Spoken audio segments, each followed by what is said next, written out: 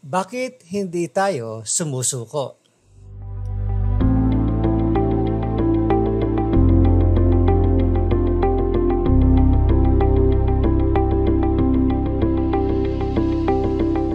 Kamusta po kayo? Pastor Arnold po. Kung gusto mong maging matuwid na babae o lalaki ng Diyos, kailangan mong matutong maging matatag. Ibig sabihin nito, kapag nadapa ka at tiyak na madadapa ka, bumangon ka ulit. Maraming bagay sa buhay na wala sa kontrol mo ang pwedeng maging dahilan ng pagkabigo. Pero kung babangon ka, sino ang nakakaalam ng mabubuting bagay na pwedeng mangyari? Puno ng kasaysayan ang mga kwento ng mga taong paulit-ulit na nabigo pero hindi sila sumuko hanggang sila'y magtagumpay.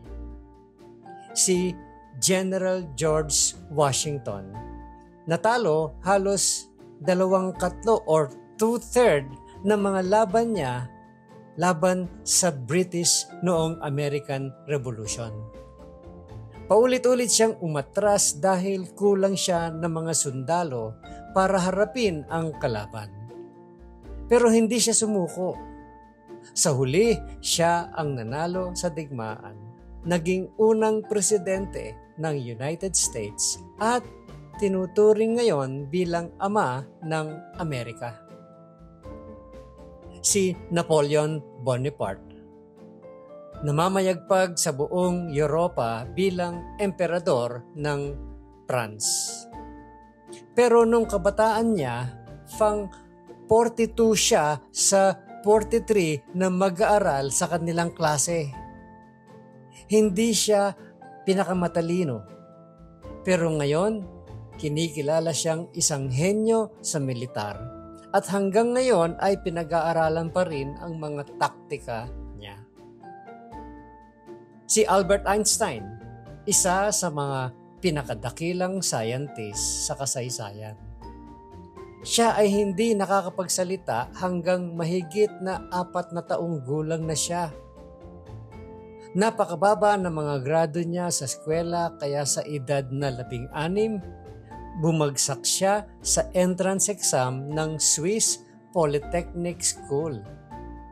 Pero sa kabila ng lahat ng iyon, binago niya ang mundo ng science at math. Si Manny Pacquiao, isa sa pinakadakilang boksingero sa buong mundo. Lumaki sa matinding kahirapan dito sa atin sa Pilipinas. Nagtitinda siya ng tinapay at kung ano-anong trabaho ang pinasok para lamang mabuhay at matulungan ang kanyang pamilya. Wala siyang maayos na training gym o sapat na pagkain. Nag-iensayo siya nakayapak sa kalsada at umaakyat ng bundok para tumibay ang kanyang katawan. Sa kabila ng lahat ng hirap, siya'y umangat sa mundo ng boxing at naging kauna-unahang world champion sa 8 magkakaibang dibisyon. Isang bagay na wala pang nakakagawa. Ang kwento niya ay paalala na kaya nating lampasan ang kahit anong pagsubok kung hindi tayo susuko. Hindi ko sinasabi na ang mga taong ito ay perpekto o halimbawa sa kabanalan. Pero marami silang naabot sa paningin ng mundo dahil sila'y hindi sumuko.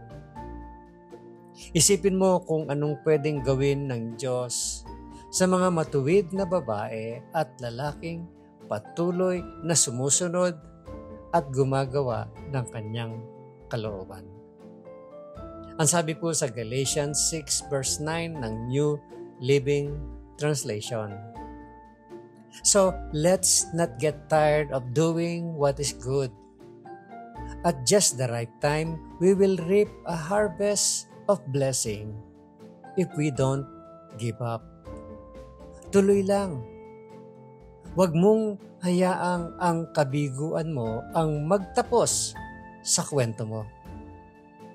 Hindi mo alam kung ano pang magagawa ng Diyos sa buhay mo. Think about this, my friend.